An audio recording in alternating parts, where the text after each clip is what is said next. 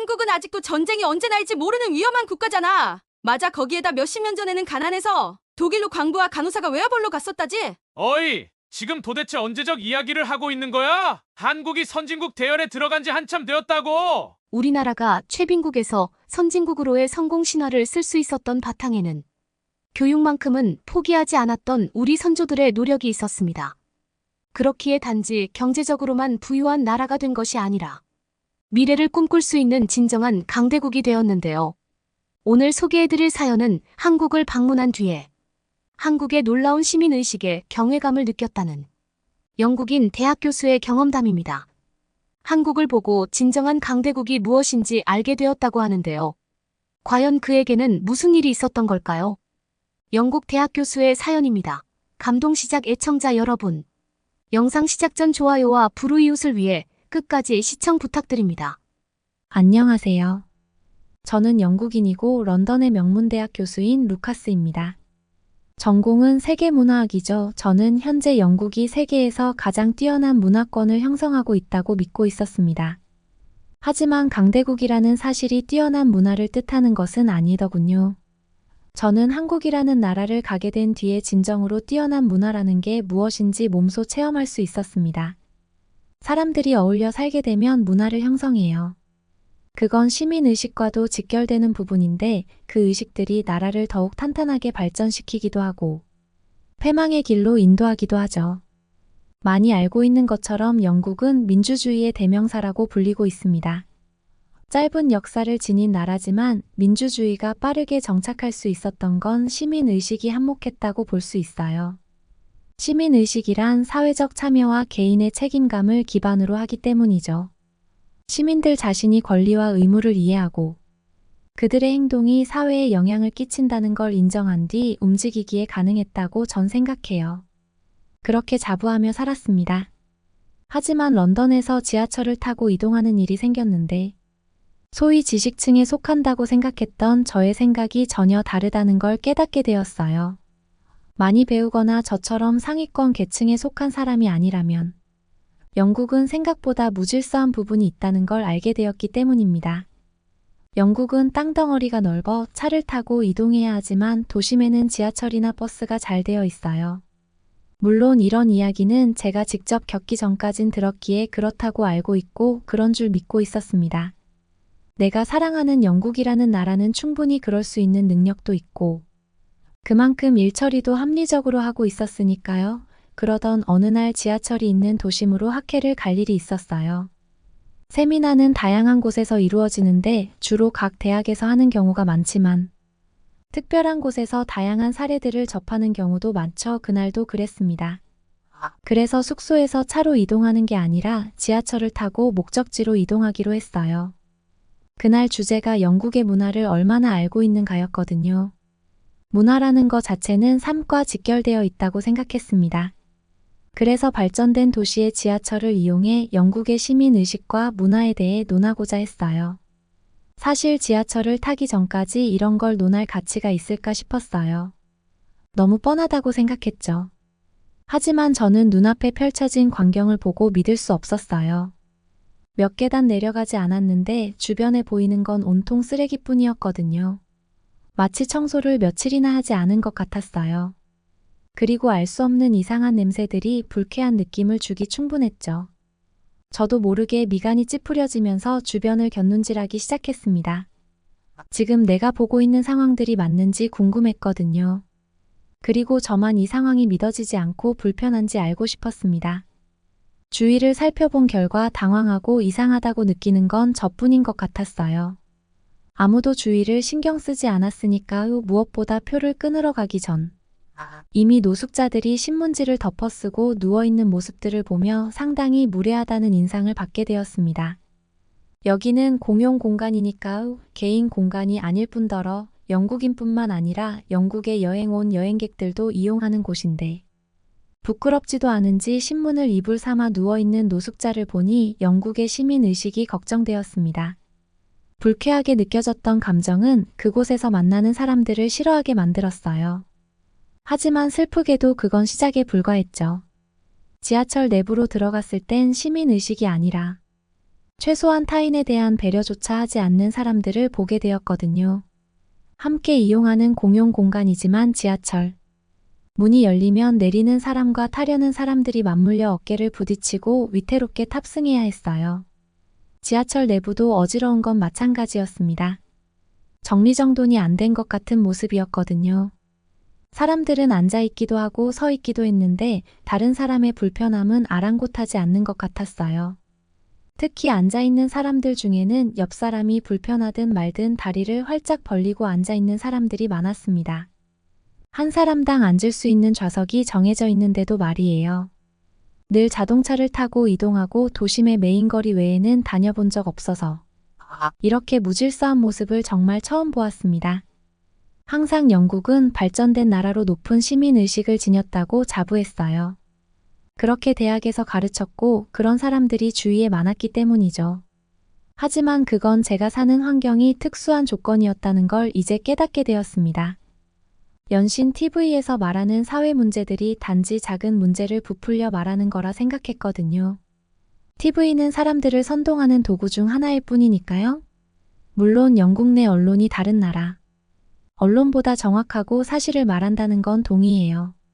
단지 내가 직접 경험했던 부분에서만 믿고 싶었던 거죠. 영국 내 실상을 직접 접하기 전까지는 말입니다. 너무 뻔하고 재미없을 것 같은 그날의 세미나는 열띤 토론을 하며 영국이 앞으로 가야 할 길, 시민의식이 높아질 수 있는 방법, 교육에 대한 필요성 등으로 다양한 해결책이 제시되었어요. 영국 내 교육열은 생각보다 높지 않거든요. 인구수에 비교하면요, 나라에서 주는 혜택도 많아 먹고 사는데 크게 불편하지 않으면 굳이 배울 필요성을 느끼지 못하는 사람들도 여전히 존재해요. 배움이라는 게 더 나은 삶으로의 수단이 되는 건 분명하지만 더 나은 사람이 되도록 만든다는 건 전혀 고려하지 않는 거죠. 제가 살아온 삶이 너무 좁았다는 새로운 시각을 선사한 세미나의 2부는 한국 서울에서 진행된다고 했습니다. 한국이라는 나라는 제가 예술과 문화를 가르치고 있기에 이미 접해서 알고 있었어요. 그 나라를 가본 건 아니지만 이미 한국 음악, 영화, 드라마로 영국 내 많은 시장을 섭렵해 가고 있다는 걸 수업으로 학생들에게 알려줬거든요. 수업의 주제는 왜 아시아의 한 나라가 세계 문화 시장을 주도하는가였고요.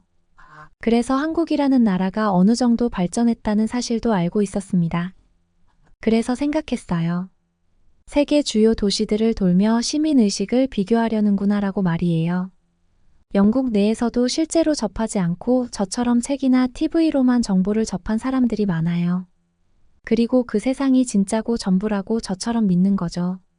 하지만 실제 삶을 본다면 그렇지 않다는 걸 알게 되고 자신의 생각이 얼마나 편협했는지 깨닫는 시간이 필요했습니다.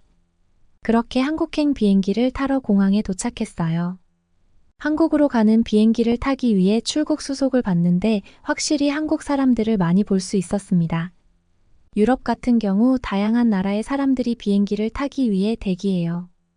대기자의 모습들을 보고 어느 나라 사람들이 압도적으로 많다고 정의할 수 없죠. 하지만 한국행은 한눈에 보아도 한국 사람들이라는 걸 알 수 있었어요. 왜냐면 그들은 준비 자세부터가 달랐거든요. 자기 차례가 아닌데도 한 손에 여권과 비행기표를 들고 빠르게 수속을 마칠 준비를 했습니다. 다른 나라 사람들은 같이 기다리는 동행인과 이야기하거나 핸드폰을 보는 등 개인적인 시간을 보내느라 바빴죠. 아마 예전 같았으면 저 역시 주변 사람들을 유심히 살피며 다른 모습들을 찾으려 애쓰지 않았을 것 같아요. 무엇이든 영국 사람들이 월등하다는 착각 속에 살았으니까요. 하지만 그게 아니라는 걸 알고 한국으로 가는 이유가 있을 거라는 궁금증이 생기니 눈앞에 보이는 한국인들을 유심히 관찰하게 되었습니다. 그 결과 한국인들은 합리적인 걸 좋아한다는 생각이 들었어요. 불필요한 시간은 나 자신에게도 도움이 안 되지만 뒤에 기다리는 다른 사람에게도 피해를 준다고 생각하는 것 같았죠. 그건 한국에 도착해 내릴 때도 마찬가지였어요. 느긋하게 내릴 준비를 하는 다른 외국인들과 다르게 한국인들은 빠르고 신속하게 움직였으니까요. 혹시라도 입구와 가까운 쪽에 앉은 자신으로 인해 안쪽에 다른 사람들이 불편해하는 걸 못 참는 것 같았습니다. 그렇다고 어수선하거나 움직임이 커서 옆 사람에게 불편함을 주는 것도 아니었어요. 자신이 움직일 수 있는 최소한의 동선으로 움직이며 다른 사람에게 피해 주지 않았죠. 한국 사람들은 자신보다 타인을 배려하는 사람인가 처음으로 궁금증이 생겼어요. 그리고 여러 나라를 둘러볼 필요도 없이 영국 도시 다음이 한국 도시인 걸로 보아 아마 시민의식이 뛰어날 것 같다는 기대감이 들기도 했죠. 한국에 도착한 후 서울로 이동하는데 지하철을 이용해야 했어요. 영국과 마찬가지 조건인 거죠. 그 나라의 시민의식은 지식층에만 있는 게 아니니까요. 모든 국민 모든 사람들에게 동일하게 있을 때 그 나라의 발전된 모습을 기대할 수 있기 때문입니다. 걱정되는 마음과 설레이는 마음을 반씩 가진 채 지하철로 향했어요. 초행길이지만 헤매지 않고 잘 찾아갈 수 있었던 건 영어로 된 안내가 곳곳에 잘 되어 있었기 때문이에요. 물론 마지막에 방향을 혼동해 길 가는 사람에게 물어봐야 했는데요. 그 한국인은 핸드폰을 보고 누군가와 연락을 하는 것 같았어요. 그런데 제 주변엔 그 사람밖에 없었죠. 그래서 그 한국인이 자기 일을 끝낼 때까지 기다릴 참이었어요. 다른 방법이 없었으니까요. 모를 땐 누군가에게 도움을 요청하는 게 가장 빠르거든요. 다행히 기다림은 오래되지 않았습니다. 한국인이 제가 옆으로 온 걸 빠르게 눈치채고 무슨 일인지 먼저 물었거든요. 저는 지하철을 탑승하는 장소에 대해 물었고 친절한 답변을 통해 올바른 길을 찾을 수 있었어요. 그리고 지하철에 탑승했는데 깜짝 놀라고 말았습니다. 청결했거든요. 눈에 보이는 휴지나 음료수 캔 같은 쓰레기들을 찾을 수 없었어요. 지하철을 탈 때 마시던 음료를 다 마시고 빈 병만 들고 있는 한국인을 보았는데요.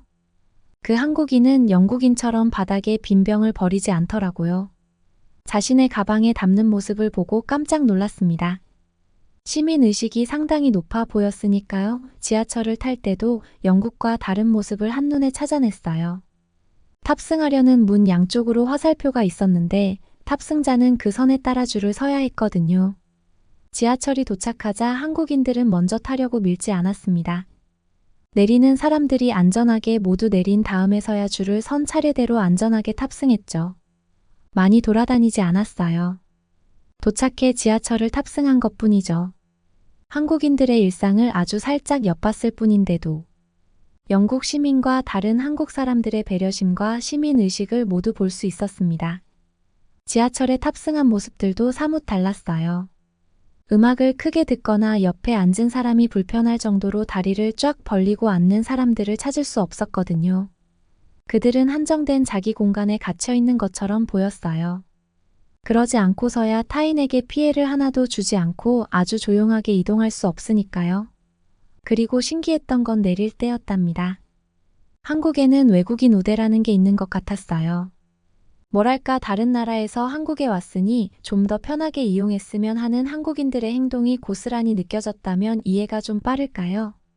지하철을 타거나 내릴 때 어딘가로 이동하거나 식당을 들어갈 때 등 먼저 하라는 듯한 느낌을 상당히 많이 받았어요. 혹시라도 제가 불이익을 받거나 불편할까 신경 쓰는 느낌들이 들었거든요.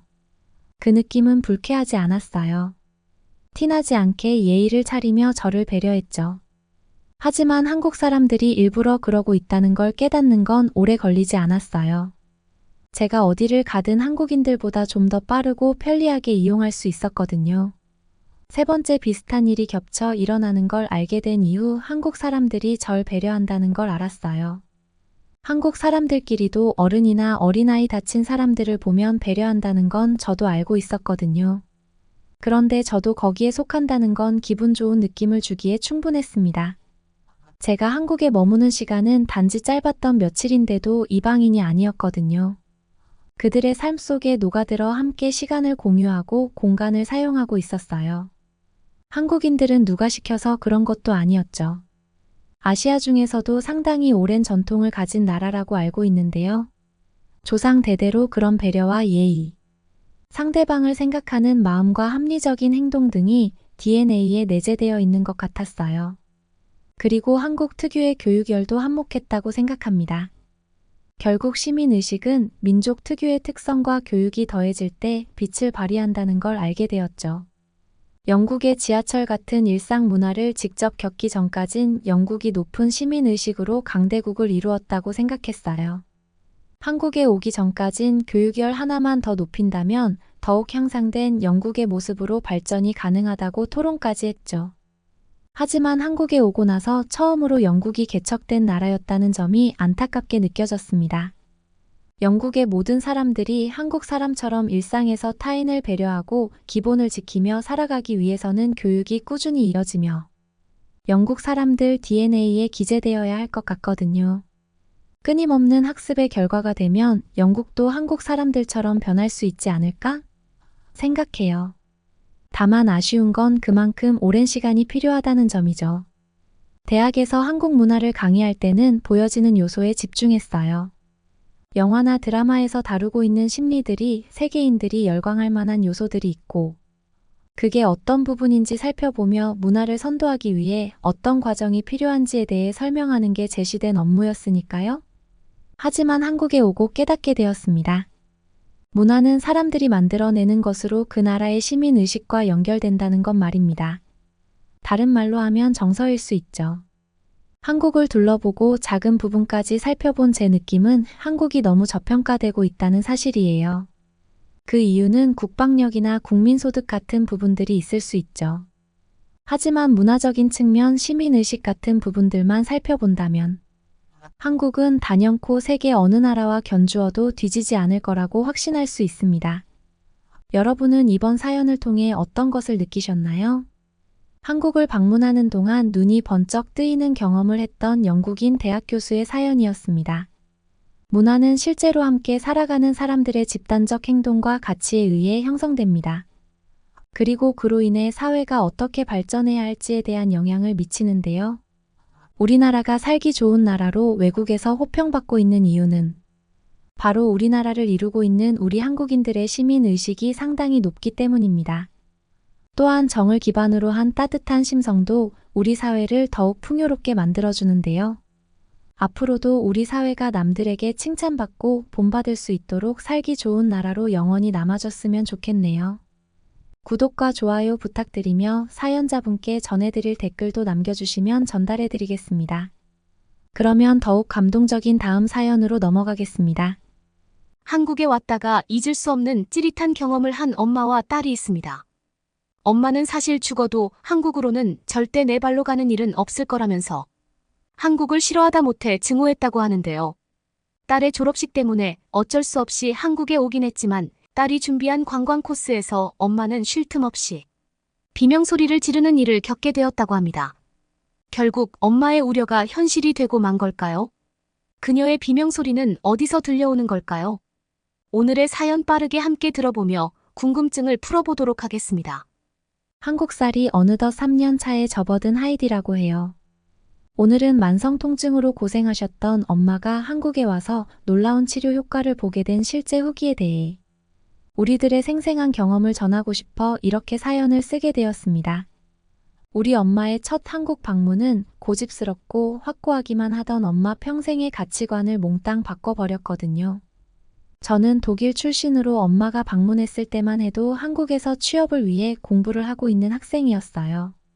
저의 꿈은 한국 기업에 취직한 한국 남자와 결혼해서 평범하고 행복한 삶을 사는 거였습니다.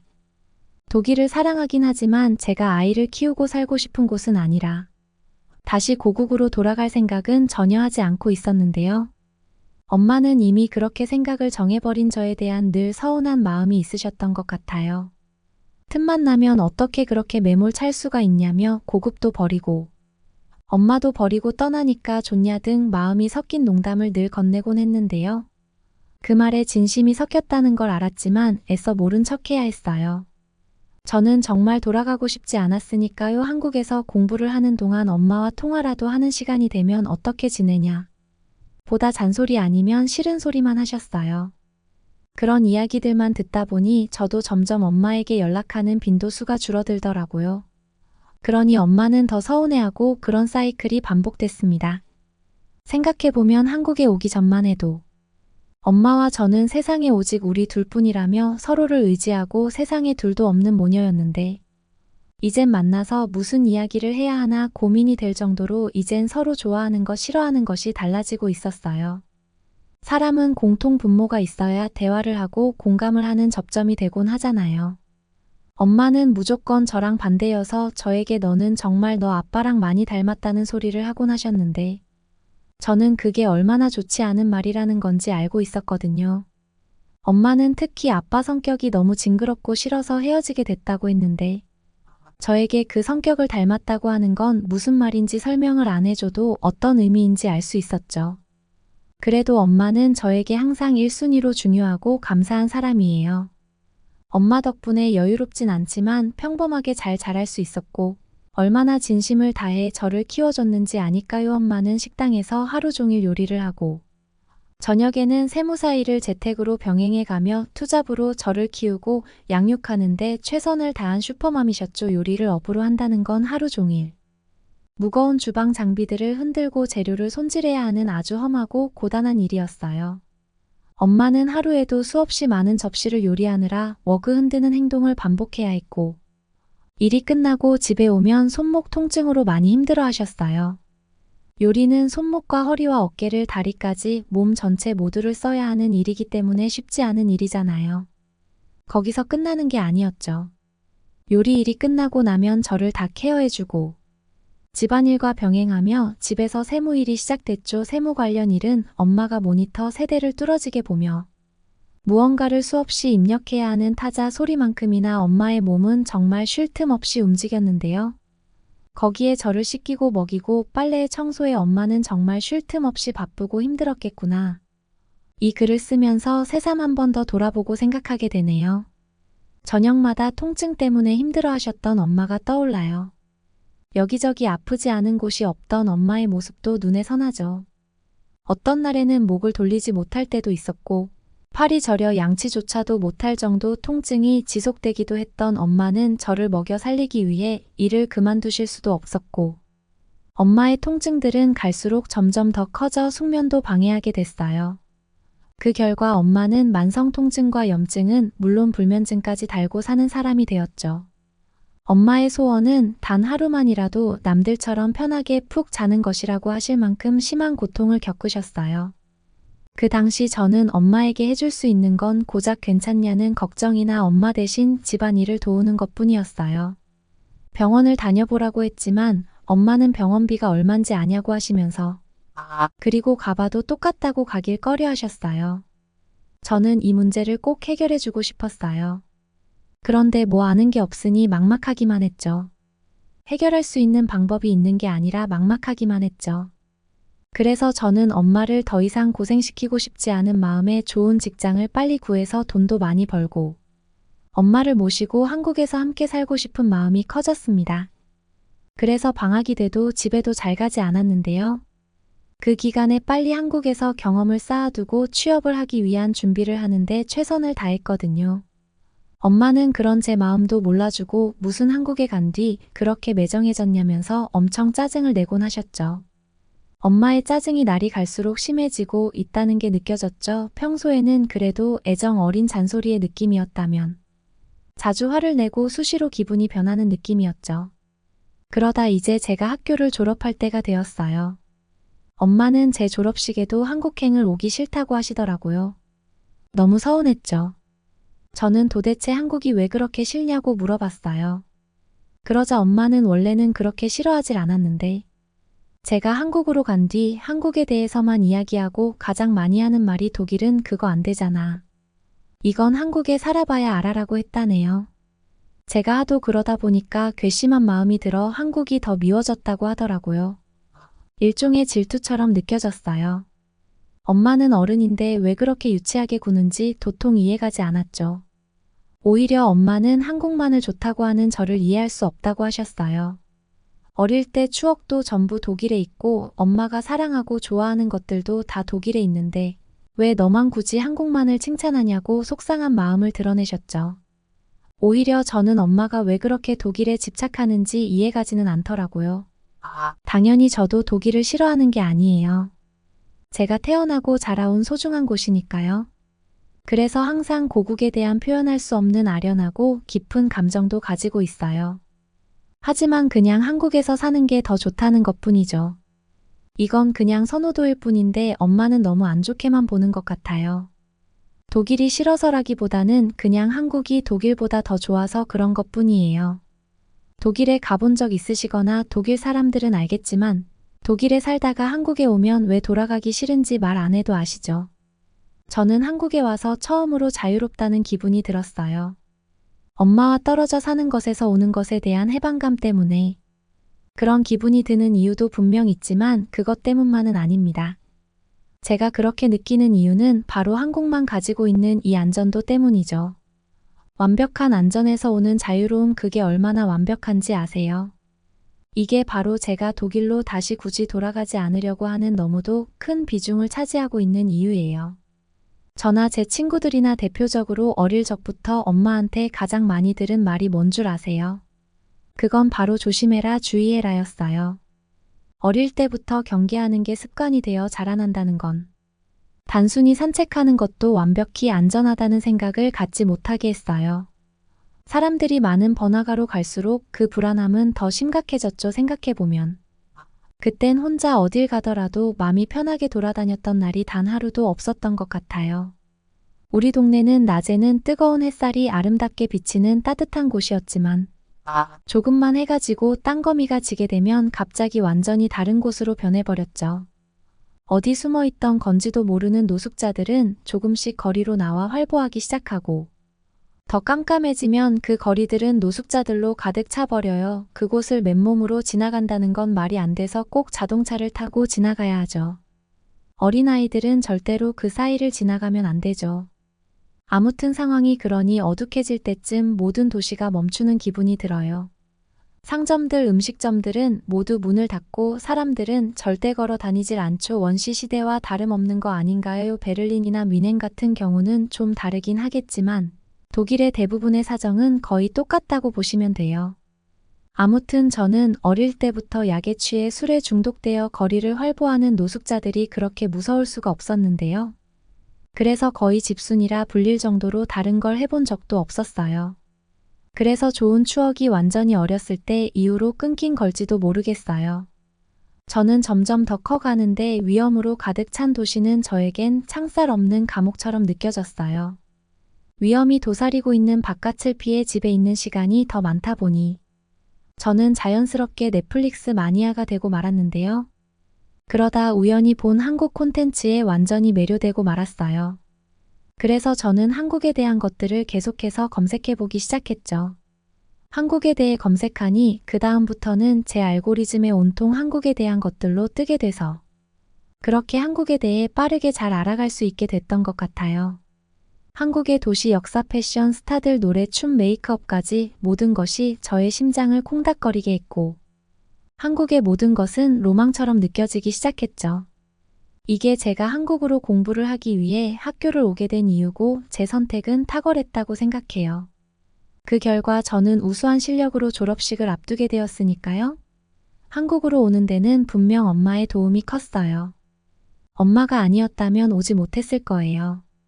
그래서 그건 저에게 더 열심히 하는 이유가 되기도 했습니다. 그래서 저는 그저 엄마가 주는 돈만 받아 생활할 순 없다고 판단하고 독일 국적인 제가 할 수 있는 경제활동은 거의 다 해본 것 같아요. 그 중에서도 가장 많은 돈을 벌 수 있었던 일이 있었는데요. 그건 바로 한국에서 지내는 동안 저는 학부모들 사이에서 알아주는 독일인 과외였어요. 청담 신사동 쪽 엄마들에게 소문이 나면서 짧게 일하고 많이 벌었어요. 그 외로도 원어민 학원에서도 아르바이트를 하면서 틈틈이 돈을 벌었습니다. 이런 생활력은 아마 엄마를 닮은 게 아닐까 싶네요. 이렇게 돈을 열심히 모았던 이유는 취업을 하게 되면 기숙사에서 나가야 하기 때문에 별도로 지낼 공간을 대비하기 위해서 엄청나게 열심히 모았고 엄마가 주셨던 목돈과 학교를 다니면서 받았던 장학금, 아르바이트를 하며 모아왔던 월급들을 다 더하니 그래도 원룸 오피스텔을 들어갈 수 있을 정도는 되더라고요. 그곳으로 곧 이사를 가야 했어요. 다행히 제가 가고 싶은 회사의 서류 전형은 무사히 통과했고 곧 1차 면접이 남은 상황이었거든요. 저는 엄마에게 엄마가 오면 내가 해줄 것들이 얼마나 많은데 진짜 안 올 거냐고 엄마를 설득했어요. 엄마가 맞이하기 위한 모든 준비가 순조롭게 됐고 엄마가 한국을 조금이라도 좋아할 수 있도록 하는 다양한 계획을 철저하게 짜고 엄마가 오기를 기다렸죠. 결국 엄마는 한국에 오시게 되었어요. 오실 때까지 그다지 설레어 보이지 않았지만 하나밖에 없는 딸 졸업식을 위해서 오시는 거라는 걸 알았어요. 2년 만에 엄마를 보는 거였습니다. 오랜만에 엄마를 볼 생각에 그동안 엄마랑 싸웠던 것들에 대한 기억보다 그냥 보고 싶다는 마음만 들더라고요. 드디어 저 멀리 입국하는 사람들이 나오는 출입구의 자동문이 열렸고 그리웠던 엄마의 모습이 보였습니다. 엄마, 저는 힘차게 엄마를 부르고 달려가 엄마를 와락 안았죠. 엄마도 저를 꽉 안아줬어요. 오랜만에 보니까 너무 좋더라고요. 다 컸다고 생각했는데 엄마만 보면 다시 어린아이가 되는 저였습니다. 제가 엄마에게 카페로 오자고 한 이유는 아무래도 이상한 엄마의 행동들 때문이었어요. 한국에 오는 길이 짜증난다고 화를 냈다가 또 소녀처럼 기분이 좋아졌다가 것 같은 마음으로 바뀌게 됐어요. 엄마의 캐리어를 받아서 내가 들어주겠다고 하며 비행은 어땠는지 물었어요. 그러자 엄마는 특유의 짜증톤으로 또 바뀌더니 한국으로 오는 길이 너무 길고 피곤하고 힘들었다며 툴툴거리기 시작했습니다. 저는 아무래도 엄마가 좀 이상해서 우선 카페로 가서 음료 한 잔 먹고 출발하자고 했죠. 식당 쪽으로 가면서 엄마는 한국 내부 공항이 얼마나 큰지 느끼셨죠. 그러면서 이 수많은 식당들이 있는 게 공항이 맞냐고 하셨어요.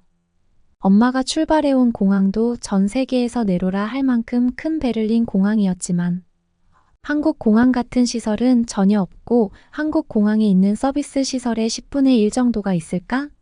말까거든요. 거긴 그냥 운송항공을 타는 곳 정도로만 쓰이는 역할을 하는 기분이거든요. 그런데 한국 공항은 대체 이게 말이 되냐며 엄마가 연신 놀라셨어요.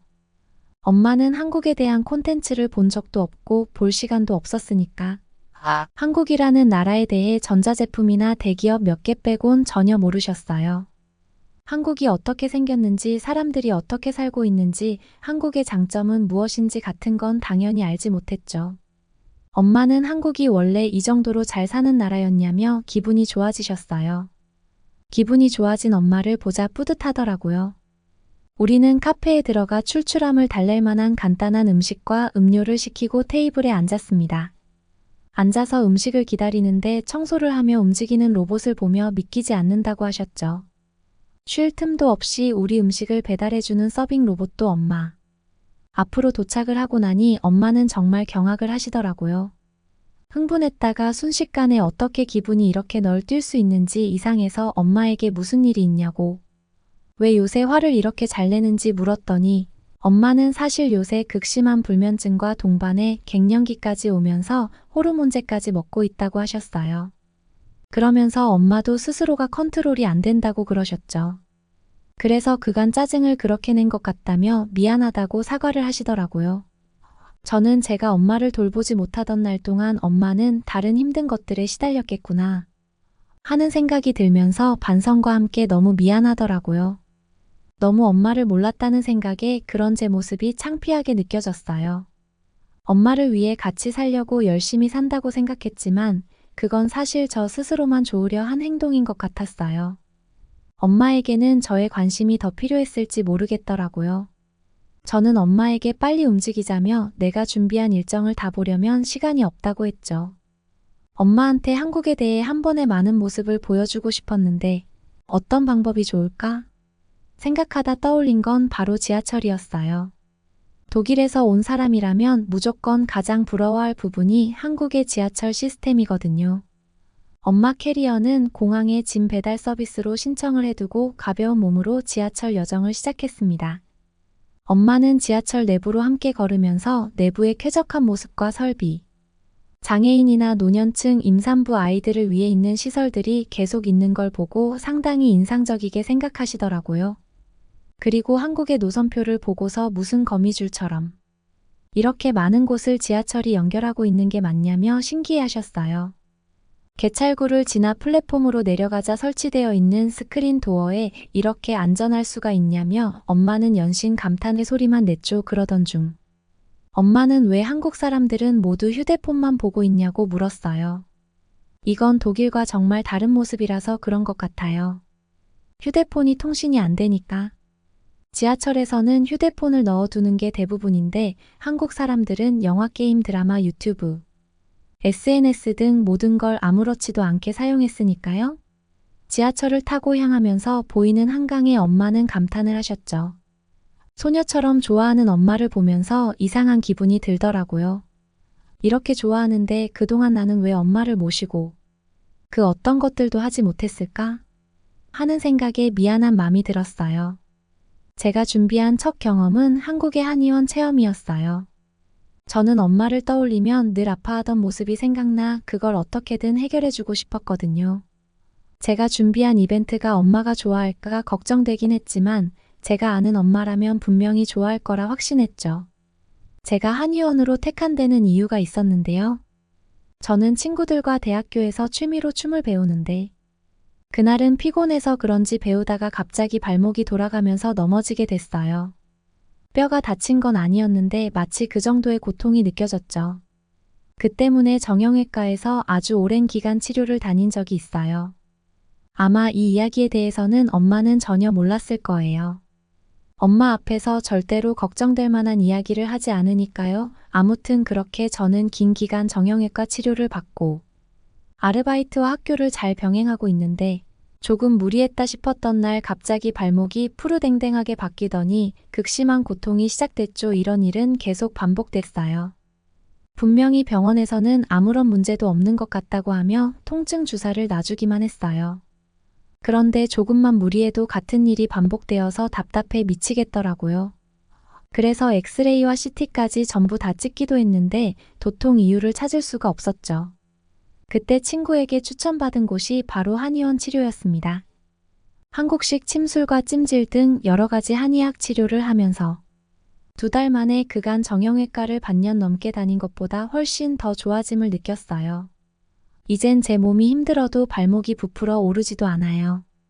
한의사 선생님께서 발목이 다쳤다고 해서 발목만 치료해서 되는 것이 아니라 우리 몸은 모두가 연결되어 있어서 이어져 있는 많은 곳들과 혈까지 치료해야 한다고 했어요. 처음엔 저도 이게 무슨 말도 안 되는 소리인가 싶었지만 갈수록 한의원의 치료가 저에게 딱 맞았고 정형외과의 치료와는 완전히 다르다는 느낌을 받았어요. 저는 그 경험을 하면서 엄마가 곧장 떠올랐죠. 엄마에게 한의원이라는 곳을 갈 거라고 했어요. 오랜 시간 비행을 하고 왔으니 좋을 거라며 추천을 해줬더니 의외로 엄마는 무척 좋아하시는 거예요. 한번 꼭 해보고 싶었다고 독일에서 봤는데 엄두를 못 냈다면서요. 그런데 진짜여도 괜찮겠냐며 저를 걱정하기 시작했죠. 왜냐면 독일에서도 침술이나 한의학 같은 게 있는데 한의학은 의술이라고 생각하질 않아요. 그래서 의료로 구분이 안 되기 때문에 보험 처리가 안 되죠. 그래서 침술 한 번 맞는 데만 싸게는 50만 원 정도에서 비싸게는 100만 원 이내 정도예요. 단 한 번 하는데 말이죠. 그런 가격을 가지고 있는 곳이다. 보니까 엄마가 걱정하기 시작한 거죠. 저는 한국은 다 보험이 되니까 걱정할 필요가 전혀 없다고 말해줬고 한국은 한의원도 다른 병원처럼 사람들이 아주 많이 이용하는 대중적인 의료 시스템 중 하나라고 설명하며 길을 걸었죠. 그렇게 오랜만에 한의원에 도착할 수 있었어요. 엄마의 개인정보를 적어 오늘은 제가 아니라 엄마를 접수하게 됐어요. 이곳은 원래도 잠실에서 아주 유명한 한의원으로 소문나 저도 그 소문을 듣고 친구를 통해 온 거였는데 지금은 제가 다닐 때보다 더 소문이 났는지 이제는 번호표를 뽑고 대기해야 선생님을 볼 수 있다고 했어요. 그런데 엄마 쪽을 보니 방금까지 설레어하던 표정은 어딜 가고 인상을 팍 쓰고 계시더라고요. 한의원 안에 들어가자 다양한 약재가 구비되어 있는 약재에서 풍겨오는 한의원 특유의 냄새 때문이었죠. 엄마는 도대체 이게 무슨 냄새야 이런 곳을 가야 해라며 불안해하셨어요. 저는 엄마에게 이건 약재 냄새고 몸이 좋은 것들이니 걱정하지 말라며 엄마를 안심시켰죠. 그걸 보니까 엄마와 제 입장이 순간 바뀌어버린 것 같아 웃음이 풋하고 나더라고요. 그렇게 드디어 우리 차례가 되어 들어가게 되었어요. 한의사 선생님은 저를 반갑게 맞아주셨어요. 저는 엄마가 한국어를 잘 못하시니까 제가 통역을 좀 해도 되겠느냐 물었는데 선생님이 괜찮다며 유창한 영어로 선생님이 엄마에게 어디가 불편하시냐고 묻더라고요. 엄마는 목에서 연결되는 어깨와 손목 터널 증후군을 가져서 힘들다라고 이야기했어요. 그 뒤 선생님은 목 뒤 어깨에서 어떤 부분을 꾹꾹 눌렀어요. 그러자 엄마는 악소리를 지르며 고통스러워하셨죠. 선생님은 심각한 상태라고 하셨어요. 왜 참았냐고 그러면서요. 엄마는 독일에 병원을 가봤지만 독일은 아프다고 하면 먹는 약으로 더 많이 개수를 늘릴 뿐이지. 다른 어떤 것들도 해주지 않는다며 마치 자판기와 이야기하는 것 같은 느낌이라고 하시더군요. 방금 들어올 때 저를 보고 환하게 웃어주며 인사해줬는데 독일은 그런 건 한 번도 느껴보지 못했다며 솔직히 독일 병원 시스템에 대해 이야기를 하셨어요. 선생님은 아무래도 그럼 여기도 아프실 것 같은데요? 하면서 엄마에게 엎드려 보라고 하더니 엉덩이 쪽에 양 사이드를 꾹 누르셨어요. 엄마는 미친 듯한 고통을 담은 소리를 지르기 시작했죠. 선생님은 지금 가장 문제가 되는 건 골반이라. 여기를 먼저 고쳐야 다른 부분도 나을 수 있다는 이야기를 하셨는데요. 엄마는 아픈지 표정을 심하게 찡그리면서 쓱 하는 참는 소리를 냈어요. 갑자기 의사 선생님이 치료실에 잠시만 다른 환자 때문에 다녀오겠다고 자리를 비우자 엄마는 빠르게 저에게 이야기를 하며 비용에 대해 걱정하기 시작했어요. 독일에서는 부위별로 가격이 천차만별이라 혹시 비용 때문에 엄마 여기저기를 다 문제가 있는 것처럼 하는 게 아니냐며 돈 더 받으려고 그러는 거면 엄마가 아픈 척하지 않고 꾹 참을 테니까. 그런 줄 알라고 그러는 거예요. 때마침 선생님이 오셨고 어디가 아픈지 알았으니 그럼 진료실에서 이야기를 하자고 했죠. 선생님은 엄마에게 잠도 잘 못 자시죠라고 묻는 거예요. 엄마는 깜짝 놀라 어떻게 알았냐며 항상 숙면을 해본 적이 없다는 말을 했어요. 자주 깨는 편이라면서요. 심각한 신체 질환을 가지고 있는 것도 아닌데 왜 그런 건지 모르겠다며 갱년기 때문에 그런 건가 고민이 된다고 엄마는 자신의 이야기를 술술하더라고요. 그러곤 이어지는 선생님의 말이 목과 팔, 손목 모든 곳이 이어져 있고 특히 목에서 생성하는 림프를 따라가면 잠과 연관되는 호르몬에 문제를 일으킬 수 있다고 하셨습니다. 그러면서 통증 체크를 조금만 더 해보겠다며 등 여기저기를 누르셨는데 엄마가 눈물을 흘릴 만큼 고통스러운 걸 참고 있더라고요. 선생님은 원래도 여기가 자주 아픈 곳이었냐 물었고 이내 왜 아픈지 이유에 대해 자세히 설명을 해주셨어요. 그건 귀부터 손가락 끝까지 근육이 쫙 연결되어 있어서 발생하고 있는 문제라 한 곳만 치료해서는 효과가 없을 거라고 하셨어요. 저렇게까지 아팠는데 나한테 말이라도 하지 충분히 도움을 요청할 수 있었을 텐데. 자존심 때문이었는지 왜 이야기를 안 했는지 모르겠더라고요. 속이 많이 상했어요. 저게 다 저 때문에 생긴 세월의 아픔같이 느껴졌어요.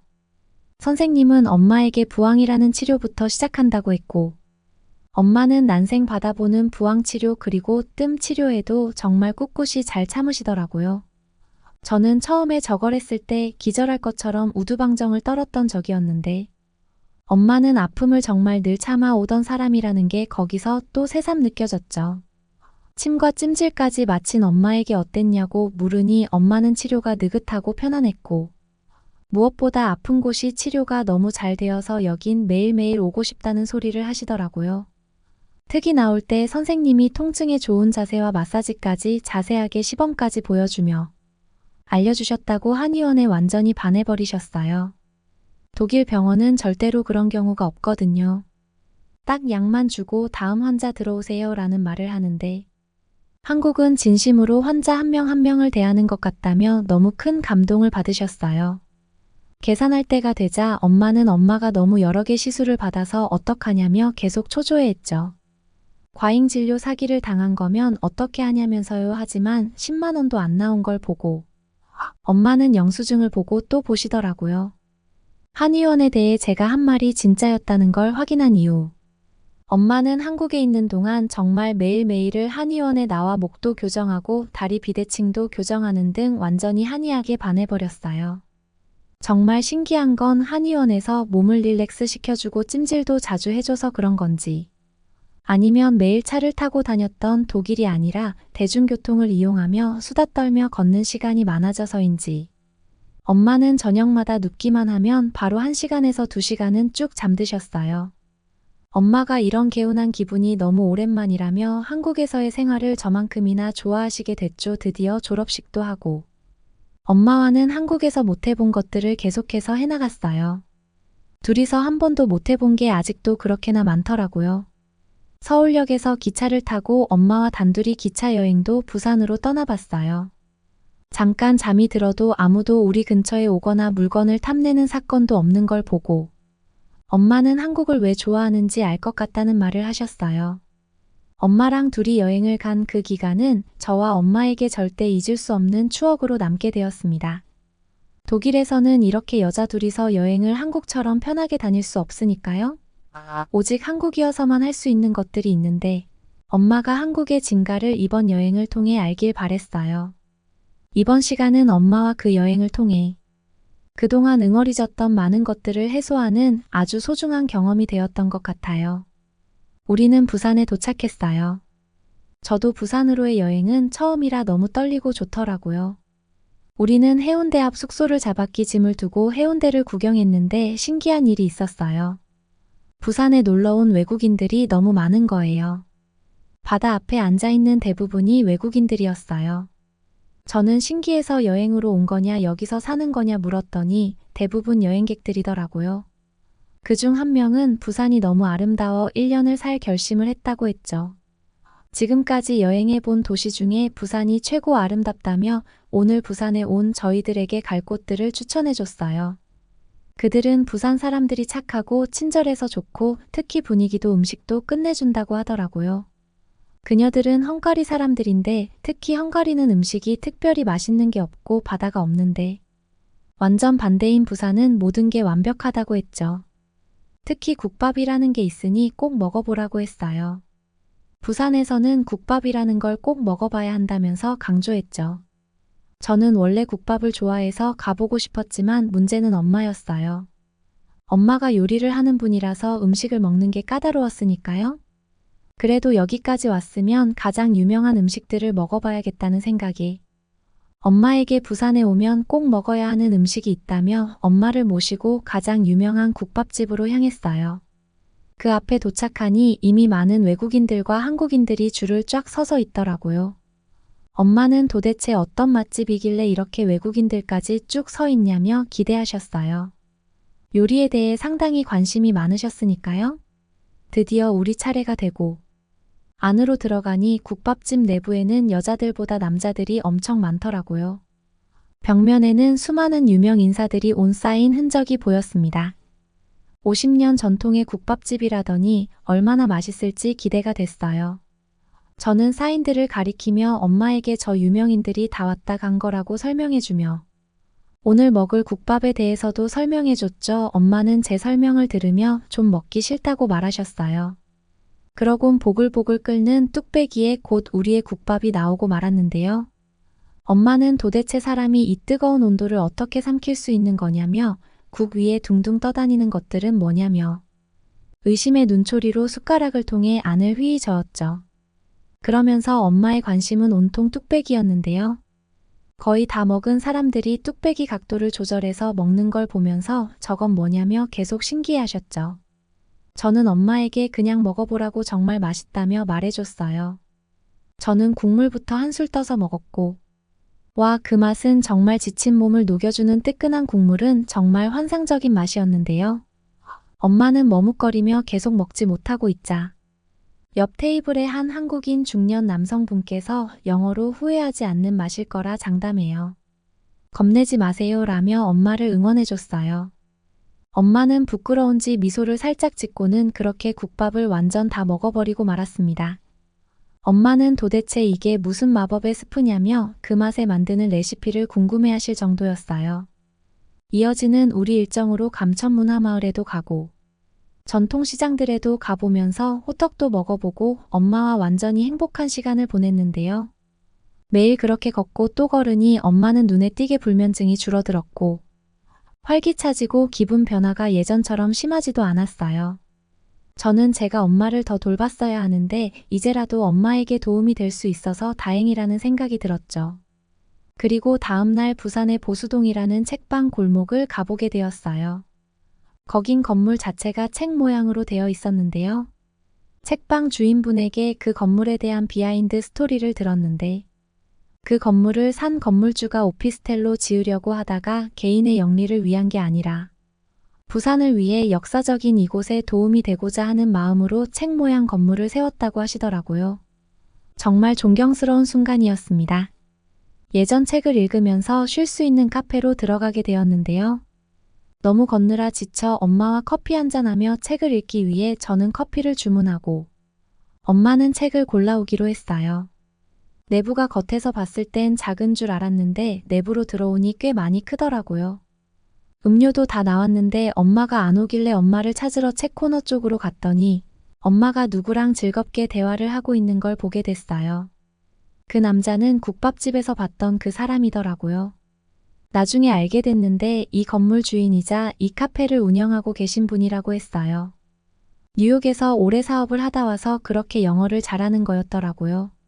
엄마가 그분과 대화를 나누는 걸 멀리서 지켜보고 있는데 엄마가 진심으로 웃고 있는 게 보였어요. 그걸 보고 있는데 그때 엄마를 보면서 알았어요.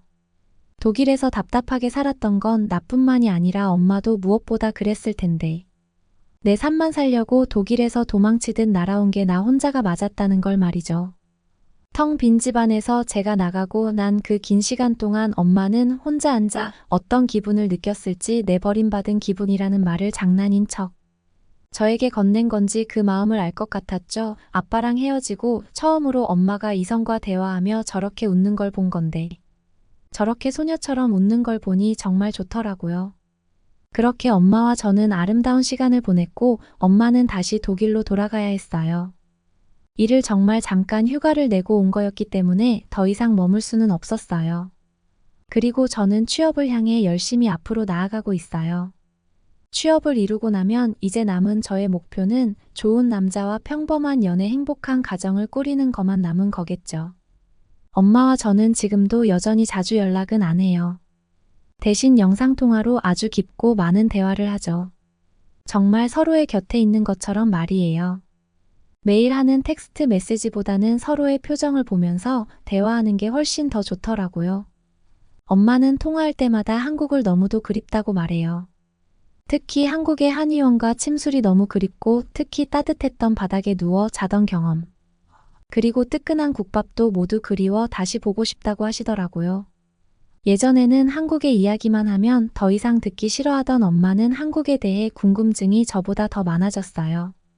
그래서 한국에 대한 드라마도 보고 유튜브 콘텐츠를 보면서 한국에 대해 보고 간단한 한국어도 배우고 계시다고 해요. 이제는 엄마랑 한국 이야기를 하다 보면 시간 가는 줄 모르고 대화를 해요. 제가 좋아하는 것들을 다른 사람도 좋아하게 하는 게 쉽지 않다는 걸 알지만 어제가 좋아하는 한국을 엄마가 이젠 저보다 더 호들갑을 떨며 좋아하게 된 게 꿈처럼 즐겁네요.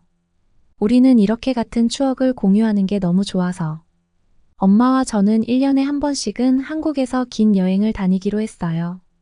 다음에는 제주도나 여수 중에서 고민 중이에요. 여러분은 어떻게 보셨나요? 응원과 격려의 한마디씩을 댓글로 남겨주시기 바랍니다. 사연자분들에게 전달해드리겠습니다. 실제 사연 제보를 받고 있습니다. 채택되신 분께는 작은 선물도 보내드리고 있습니다. 저희의 사연이 여러분의 하루에 작은 힘이 될 수 있었으면 좋겠습니다. 감동적인 사연을 주변 분들과 이야기 나눠보세요. 더욱더 좋은 영상으로 다시 찾아뵙겠습니다.